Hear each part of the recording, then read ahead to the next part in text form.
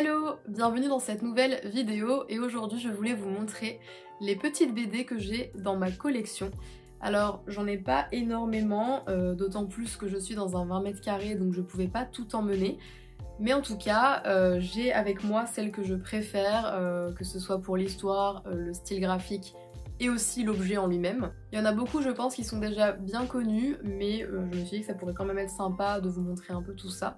Donc là j'en ai à peu près 9. Donc voilà, c'est parti, on y va tout de suite. Alors la première que je voulais vous montrer est normalement très connue, Les Culottés de Pénélope Bagieux. Moi j'ai les deux volumes, mais il existe aussi un volume intégral que je trouve aussi très beau d'ailleurs. Et du coup moi je peux frimer parce que j'ai la chance d'avoir mes deux exemplaires dédicacés par l'autrice. Donc voilà, petite dédicace toute spéciale avec un croquis de Pénélope Bagieux. Et le deuxième aussi est dédicacé. Tadam! Donc ce sont des exemplaires uniques. Dans le monde de la BD féminine et féministe, les culottés sont très connus. Et elle avait même reçu le prix Eisner, donc Eisner Award 2019. C'est un prix américain assez prestigieux. Et donc les culottés au féminin et au pluriel, c'est tout simplement, entre guillemets, les histoires de différentes femmes qui sont plus ou moins connues justement.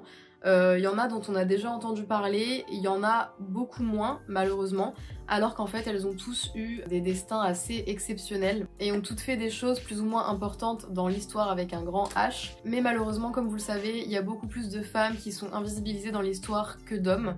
C'est pour ça qu'on a besoin d'ouvrages comme celui-ci pour les remettre en avant. Et donc ça s'appelle exactement Culottées, des femmes qui ne font que ce qu'elles veulent. Et du coup dans chaque BD il y a 15 portraits de femmes, donc 30 en tout, avec comme je vous disais des personnalités plus ou moins connues. Donc pour ma part j'avais déjà entendu parler plus ou moins par exemple de Clémentine Delay, la femme à barbe, Joséphine Baker évidemment qui était donc danseuse, résistante, mère de famille. Donc dans le premier livre par exemple pour ma part il n'y en a pas beaucoup que je connaissais vraiment. Et dans le deuxième il y a pour ainsi dire que Nelly Bly qui était journaliste, que je connaissais à peu près. Toutes les autres je les ai découvertes grâce à la BD. Donc voilà, du coup je vais vous en dire un petit peu plus sur ces BD. Donc déjà j'aime beaucoup les couvertures que je trouve très jolies, donc avec les portraits des femmes qui brillent un peu comme ça. Voilà, donc le premier volume est bleu et le deuxième est orange. Voilà, mais les couvertures sont très jolies. Alors pour vous en parler plus en détail, donc comme vous pouvez voir, ces BD sont relativement épaisses, pas énormes non plus. Mais voilà, il y a de quoi faire, en même temps normal vu qu'il y a plusieurs portraits de femmes. Et donc en fait dans ces BD, il y a des portraits plus ou moins tragiques, plus ou moins drôles, attendrissants, il y a un peu de tout. Mais effectivement il y a des portraits qui sont quand même assez tristes, où ce sont des femmes qui ont fait quand même des choses assez extraordinaires, qui se sont battues pour défendre certaines valeurs, pour leurs convictions, ou qui se sont battues tout simplement pour y arriver, et qui ont des fins parfois assez tragiques. Donc voilà, c'est super intéressant à lire. Donc pour vous donner des exemples de portraits que j'ai beaucoup aimés, l'histoire de Margaret Hamilton m'a pas mal marqué. Donc Margaret Hamilton qui jouait notamment la sorcière dans Le Magicien d'Oz. La sorcière vraiment avec le costume noir, le chapeau pointu, la peau verte et le nez crochu. Alors déjà il faut savoir que toutes les femmes décrites dans ces portraits sont des femmes de caractère. Elles se sont toutes battues pour obtenir ce qu'elles souhaitaient le plus. Et donc Margaret en fait partie. Et au début de la BD, on apprend qu'elle avait un physique pas forcément des plus flatteurs, avec notamment un nez assez grand et assez marqué, ce qui l'empêchait au départ d'obtenir des rôles. Et finalement, c'est grâce à ce physique qu'elle va réussir à décrocher le rôle de la sorcière dans Le Magicien d'Oz. Sauf qu'à un moment donné, il arrive une tragédie. Dans une des scènes du film, un effet spécial s'est déclenché trop tôt et Margaret a pris feu. Alors qu'en plus elle avait son maquillage vert sur toute sa peau. Du coup sa peau a brûlé et on apprend par la suite que c'était d'autant plus dur pour elle qu'il a fallu enlever ce maquillage vert et donc frotter sa peau à vif alors qu'elle était brûlée pour enlever la couleur verte, donc ça devait être assez horrible. Donc évidemment elle a mis un moment à s'en remettre, mais par la suite elle a quand même poursuivi sa carrière. Donc voilà, c'est quand même assez remarquable. Ça c'est une des histoires qui m'avait pas mal marqué. J'ai retenu aussi l'histoire des sœurs Mariposas, qui étaient donc des sœurs révolutionnaires en République dominicaine, à l'époque où il y avait un dictateur qui se faisait surnommer El Jefe. J'ai trouvé aussi leur histoire hyper prenante. C'était des sœurs très badass, mais qui malheureusement ont eu une fin assez tragique. Donc voilà quelques exemples. Donc globalement, comme je vous ai dit, c'est que des histoires très intéressantes, très marquantes et je pense importantes à connaître. Et donc après pour ce qui est du style de dessin de Pénélope Bagieux, alors ça ressemble à ça. Donc en fait c'est un style je trouve qui fait assez croquis, d'ailleurs à vrai dire je suis pas hyper fan de ce style de dessin, je trouve que ça fait un peu trop brouillon à mon goût, mais voilà c'est un style de dessin comme un autre. En revanche il y a des doubles pages tout en couleur que je trouve assez belles, voilà donc pour chaque portrait il y a des doubles pages comme ça qui sont un peu plus travaillées, que je trouve plutôt jolies. Voilà, et donc tous les portraits se présentent en mini BD qui sont assez rapides à lire. Voilà, donc c'est plein de mini BD mises les unes après les autres. Et donc voilà, on comprend pourquoi ces BD ont été récompensées, parce que c'est quand même un très gros travail de recherche qui a été brillamment mené par Pénélope Bagieux. Voilà, donc de très belles BD, si vous ne connaissez pas encore, je vous invite vraiment à les découvrir. Alors ensuite, on passe à La tectonique des plaques de Margot Motin. Alors là en fait pour le moment, les deux autrices dont je vous parle, donc Pénélope Bagieux et maintenant Margot Motin, font partie des deux autrices, notamment illustratrices de référence que j'ai depuis un petit moment. En fait je crois que c'est les deux premières que j'ai découvertes dans ce domaine-là et qui m'ont beaucoup inspirée et qui continuent de m'inspirer aujourd'hui. Donc du coup, si je dis pas de bêtises, La tectonique des plaques de Margot Motin, je crois que ça fait partie vraiment de ses premières BD. Donc moi je l'ai acheté longtemps après sa sortie, et en fait c'est ma première et unique BD de Margot Motin. Ok, la fille 2 secondes avant dit que c'est son autrice de référence et après elle dit qu'elle a qu'une seule BD. En fait je tenais à tout prix à avoir une de ses BD et celle-ci me plaisait beaucoup. Donc c'est ma BD ref de Margot Motin. Et j'aime beaucoup la couverture. Donc du coup globalement les BD de Margot Motin en fait ça parle d'instants de vie, c'est plus ou moins autobiographique. Donc ça parle de certaines périodes de sa vie à elle. Donc ça fait un peu BD, journal intime, vie quotidienne. Je trouve qu'elle fait partie des autrices de BD qui savent très bien raconter la vie de tous les jours sans qu'on s'ennuie, donc ça c'est très chouette. Et ce que j'aime beaucoup aussi évidemment dans les BD de Margot Motin, c'est son humour. Elle a vraiment beaucoup d'humour, j'adore, franchement je trouve que on rigole beaucoup en lisant ses BD. Donc du coup dans cette BD, elle va parler d'une certaine période de sa vie. Il me semble qu'elle était déjà maman quand elle l'a faite et que ça commence en parlant d'une séparation. Et j'aime vraiment trop son style de dessin, je le trouve vraiment super. Elle fait très très bien les personnages, on dirait qu'il y a une certaine facilité à les faire. Voilà donc ça c'est trop cool. Et sinon la BD est belle, en plus comme vous pouvez voir, il y a un petit marque-page. Regardez, même ici c'est super joli. Donc voilà, Margot Motin, trop cool. Ensuite, pour faire un petit lien avec les histoires de séparation, eh ouais, c'est réfléchi hein, mes enchaînements. J'ai Le silence des étoiles de Sanaka.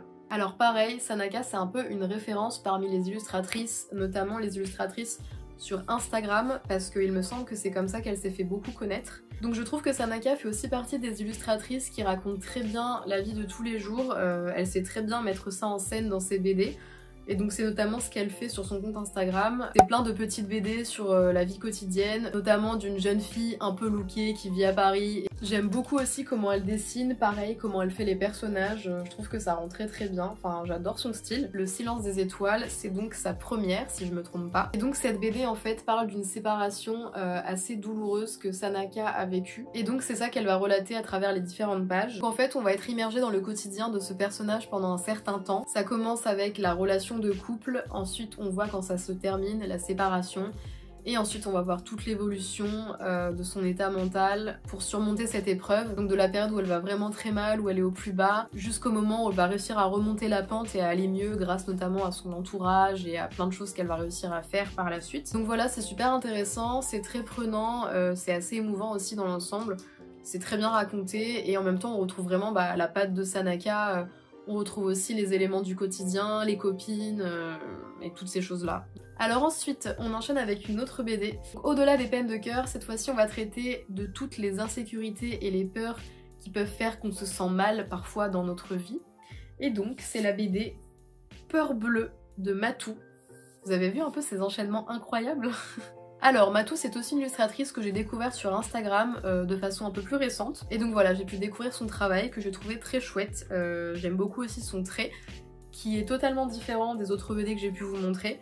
C'est un trait qui fait un peu plus naïf, un peu plus enfantin, mais que je trouve aussi assez drôle, assez mignon. Donc voilà, du coup Peur bleue, donc on est dans un thème complètement bleu du coup, très logique. Et donc en fait dans cette BD, comme le titre l'indique, Matou va tout simplement parler des différentes peurs qu'elle a dans son quotidien, donc des peurs plus ou moins importantes et plus ou moins handicapantes. Mais voilà, elle va un peu parler de phobies, de petites peurs ou de petites angoisses, voilà, ça va traiter que de ça. Donc à la fois, ça peut être un peu angoissant, et en même temps, pas vraiment, parce que finalement, cette BD permet de prendre du recul dessus. C'est un peu comme une petite thérapie. C'est pour, je pense, à la fois nous parler de ses peurs à elle, et puis qu'en même temps, nous, on se rende compte aussi de nos propres peurs et nos propres petites angoisses, et qu'on se rende compte aussi que on est tous un peu pareils. Et en même temps, voilà, travailler dessus, prendre du recul et se dire que on peut quand même réussir à les affronter. Pour vous lire un peu le résumé. Peur de l'avion ou de l'ascenseur, de la combustion instantanée de la voiture, de ne pas être à la hauteur, de dire non, du jugement des autres. On est tous et toutes plus ou moins flippés, plus ou moins angoissés. Moi peut-être un peu plus que la moyenne. Mais j'assume, je vous livre ici mes peurs les plus secrètes, les petites, les grandes, les bien réelles ou les plus délirantes. Parce que rire de ses angoisses, c'est déjà en guérir un peu. Voilà, donc vous voyez un peu le mood à travers ce résumé. Et du coup, comme je vous disais, pour le style graphique, j'aime beaucoup. C'est assez simple, je trouve qu'il y a un côté assez enfantin. Mais moi j'aime beaucoup ce style, je trouve que c'est assez doux et assez apaisant. Donc voilà, et du coup vraiment toute la BD est dans des camaïeux de bleu, donc je trouve ça très intéressant. Donc voilà, moi j'ai beaucoup aimé cette BD et je vous la recommande vivement. Ensuite, quel va être mon enchaînement super logique et cohérent avec la nouvelle BD? Eh bien, après les peurs et les insécurités, on va justement parler d'insécurité, mais par rapport à notre corps et à notre physique. Et donc, on va parler de la BD Cher corps de Léa Bordier. Alors là, pareil, c'est encore une personne que j'ai pu découvrir sur les réseaux sociaux, et donc notamment sur YouTube, parce que Léa Bordier a fait plusieurs séries de vidéos, et notamment une série qui s'appelle Cher corps, qui est vraiment un super projet, super intéressant, complètement dans l'air du temps. Est-ce que justement ça fait moderne de dire cette expression? Je ne sais pas. En fait, tout simplement, ce sont des témoignages de différentes femmes et du rapport qu'elles entretiennent avec leur corps, leur physique. Donc que ce soit elles, la société, leur rapport avec la société, leur image. Et cette série est super pour plein de raisons, parce que déjà ça permet encore une fois de voir qu'on n'est pas les seuls à avoir des problèmes avec notre corps. Ça nous arrive à tous et à toutes, pour encore une fois prendre aussi du recul sur notre propre ressenti, sur l'image qu'on a de nous-mêmes, l'image qu'on renvoie, et aussi pour apprendre à accepter ces différences, à parfois essayer d'être un peu plus indulgent avec soi-même. Voilà, tout ce genre de choses, donc je trouve que c'est un thème super important et vraiment essentiel aujourd'hui. Et donc, suite à cette série de vidéos YouTube, il y a eu la super idée d'en faire donc une BD. Donc de réunir plusieurs témoignages et de les illustrer. C'est vraiment des témoignages divers et variés, que ce soit en âge, en expérience, voilà, il y a vraiment plein de choses et ça aborde beaucoup de sujets. Et pour ce qui est des illustrations, il y a 13 créatrices en tout, donc quelques-unes que je connaissais déjà, dont je vous ai déjà parlé ou dont je vais vous parler par la suite. Donc par exemple, il y a Matou parmi les illustratrices. Il y a aussi l'illustratrice Si, Myrion Mal, Marie Boiseau, voilà. Donc il y a beaucoup d'illustratrices avec des styles très variés. Ici, on retrouve les illustrations bleues de Matou. Là, on a le style de Si, une illustratrice dont je vais vous parler juste après. Voilà, c'est aussi une super BD que je vous recommande vivement, vraiment, elle est très intéressante à plein de niveaux. Donc, lisez-la. Ensuite, on est presque à la fin, et pour rester dans la thématique du corps et plus particulièrement de la sexualité / sensualité, je vais vous parler de Libre de Ovidie et Digli, manifeste pour s'affranchir des dictates sexuels. Donc c'est aussi un livre très intéressant, vous vous en doutez. Là, c'est pas vraiment une BD, c'est vraiment un livre donc avec pas mal de textes, comme ceci. Donc l'autrice des textes, c'est Ovidie, qui est spécialisée dans les questions sur la sexualité. Et l'illustratrice, c'est Digli, dont j'aime aussi beaucoup le style de dessin. Pareil, je trouve qu'elle fait très bien les personnages, j'aime bien aussi les couleurs qu'elle utilise, donc voilà, je trouve ça très cool en termes d'illustration. Donc ce livre est vachement bien parce qu'il aborde vraiment pas mal de sujets concernant la sexualité et permet de se renseigner, de briser certains tabous et permet tout simplement d'aller vers un épanouissement plus complet dans sa vie sexuelle. Donc il est vraiment essentiel. Donc il aborde des sujets tels que le corps, les pratiques sexuelles, la pilule, les règles par exemple. Pour vous donner une petite idée, voilà le nom de quelques chapitres. Donc par exemple, chapitre 15, 50 nuances de conservatisme. Chapitre 13, le ciment du couple. Chapitre 8, le point G, se mal aimer. Etc. etc. Et du coup, en termes d'illustration, c'est assez varié aussi. On peut aussi bien avoir des mini BD comme celle-ci que des dessins au trait comme celui-ci. Je trouve que c'est très bien mis en page, les textes sont très bien écrits, c'est bien balancé avec les illustrations. Donc voilà, c'est aussi un très bon livre et vraiment très intéressant. En avant-dernier, pour continuer et clore le sujet de la sexualité, j'ai la petite BD de l'illustratrice Si, le vrai sexe de la vraie vie. Donc une illustratrice dont je vous ai parlé précédemment, qui a aussi participé au livre Cher Corps. Donc voilà, celle-là je crois que c'était sa première petite BD. Et pour vous dire un petit peu son parcours, pendant presque 3 ans, elle officiera chez Mademoiselle, où elle développera sa passion pour le strip et créera sa première rubrique de fesses. Elle y parlera sexualité en dehors du prisme du porno, dessinera des histoires pas sexistes, pas hétérocentrées, pas vulgaires et déculpabilisatrices. Elle n'a pas la prétention de montrer le sexe, mais plus un échantillon des sexualités. Bref, du vrai sexe de la vraie vie. Donc voilà à peu près ce dont parle cette petite BD. C'est vraiment différentes petites histoires sur des relations intimes dans plein de configurations différentes au niveau des couples, au niveau des endroits, des circonstances. Donc franchement c'est très sympa comme BD. C'est forcément un peu cocasse, ce mot. C'est assez déculpabilisateur aussi en effet. Ça montre pas mal de petites choses que finalement on peut tous vivre dans la vie intime. Donc ça montre aussi vraiment des histoires pas comme dans les films où ça paraît parfait, mais ça montre aussi un peu des petits fails, ça montre quelques petits moments où on peut douter, ça montre des tests. Donc voilà, c'est vraiment une petite BD légère, très sympa à lire et qui en même temps peut apprendre quand même certaines choses. Alors après, au niveau du style de dessin, personnellement j'aime beaucoup la couverture, donc qui se présente comme ceci. C'est plein de petits corps à poil au crayon de couleur, donc vraiment je la trouve super jolie la couverture. J'adore comment elle a travaillé le crayon de couleur. D'ailleurs on découvrira par la suite dans le travail de Si que c'est vraiment un médium qu'elle développe pas mal et je trouve qu'elle utilise assez bien. En revanche justement je trouve que l'intérieur par rapport à la couverture est un peu décevant parce que c'est pas vraiment le même style, comme vous pouvez constater. Donc à l'intérieur c'est quand même le style de Si, donc ce sont les mêmes types de tracés, mais la couleur est pas du tout travaillée de la même façon. Là ce sont des aplats de couleurs faites au numérique. Donc j'avais trouvé ça un peu dommage en ouvrant la BD. Après bon, voilà, c'est pas si grave, ça n'empêche pas de passer un bon moment en la lisant. Parfois je trouve qu'il y a des BD où la couverture est super travaillée et malheureusement quand on ouvre l'intérieur ça dénote un peu, donc parfois je trouve que ça peut être un peu décevant. Même si évidemment je peux comprendre qu'on n'a pas forcément le temps de travailler tout l'intérieur de la même façon que la couverture. Mais sinon, très bonne petite BD, très chouette à lire, voilà, très sympathique. Et enfin, dernière petite BD, alors là, attention, on change complètement de thème. Il y a un bon contraste entre les dernières BD que je viens de vous montrer sur la sexualité et celle-ci, vous allez voir. C'est donc Les Vermeils de Camille Jourdi. Et c'est une merveille. Alors voilà, là comme je vous dis, on n'est plus dans le même registre, on passe complètement à autre chose. Donc Les Vermeils, c'est une BD absolument splendide et magique. Vous allez voir que mon enthousiasme n'est pas exagéré, vraiment cette BD est trop belle. J'aime bien l'odeur. Cette BD est tellement bien qu'elle avait été récompensée à un des festivals du livre jeunesse de Montreuil, c'est pour dire. Alors en soi l'histoire est assez simple, c'est tout simplement l'histoire d'une petite fille qui est en train de faire du camping avec sa famille, et cette petite fille à un moment donné va aller se balader un peu plus loin. Et là on peut éventuellement deviner la suite.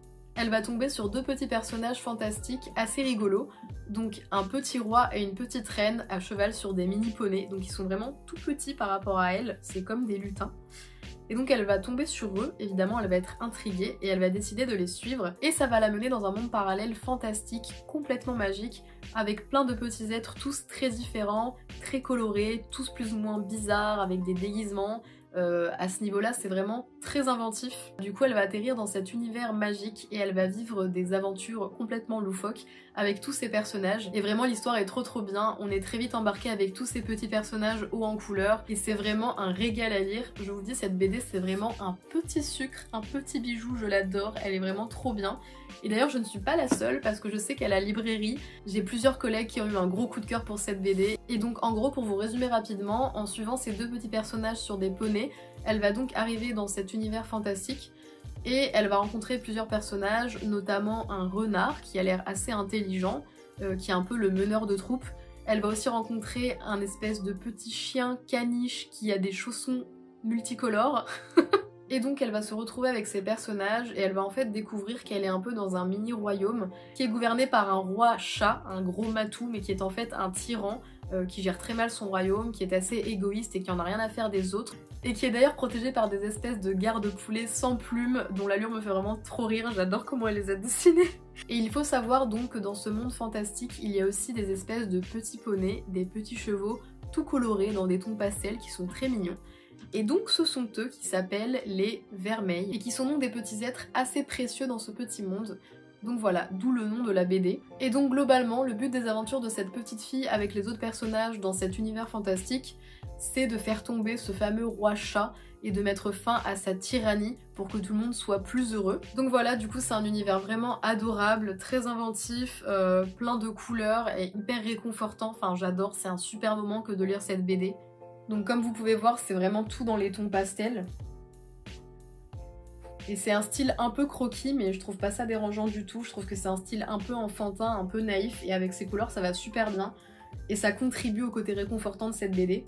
Et la cerise sur le gâteau, c'est qu'il y a vraiment beaucoup d'humour. Donc voilà, les vermeils, un délice. Et voilà, je vous ai montré toutes les petites BD que j'ai en mon humble possession. Donc voilà, ce sont les BD qui trônent dans ma petite bibliothèque dans mon appart, que je tenais à vous montrer parce qu'il y a un peu de tout et puis c'est toujours sympa de faire découvrir des nouvelles choses. Donc j'espère vous avoir donné de nouvelles idées et vous avoir donné envie de lire certaines choses. Dites-moi en commentaire celles qui peut-être vous plaisent le plus. Et si cette petite vidéo vous a plu, n'hésitez pas à mettre un like et à vous abonner à ma chaîne, ça me fera très plaisir. Et sinon on se retrouve sur mes réseaux sociaux @infiminfini et sur mon site internet infiminfini.fr. Et comme d'habitude, je vous fais de gros bisous jusqu'à la prochaine vidéo. Salut!